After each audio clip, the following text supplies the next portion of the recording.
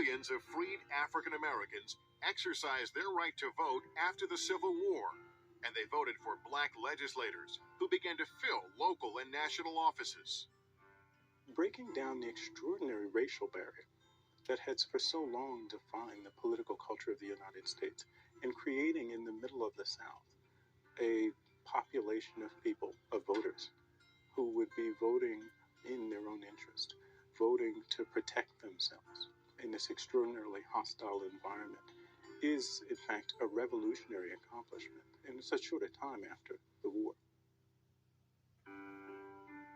By the 1890s, Southern whites began to fear that blacks with political power would try to integrate Southern society. White Southerners are resistant of the idea of living in an egalitarian society in which African Americans might operate as equal partners. To keep blacks separate and powerless, Southern legislators passed what became known as Jim Crow laws. They were named after a song and dance routine called Jump Jim Crow that savagely mocked rural blacks and was performed by whites in blackface. The laws themselves were even harder on blacks.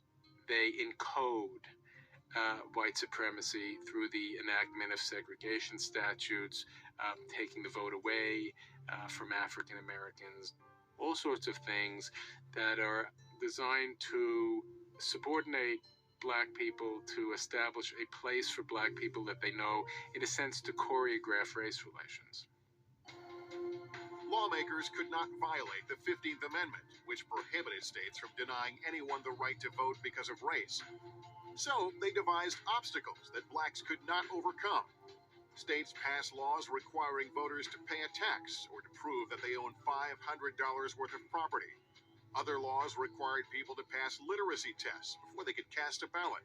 In state after state, from 1890 to 1904, every state in the Deep South, the 11 original Confederate states, held state constitutions which functionally disenfranchised black males from the right to vote.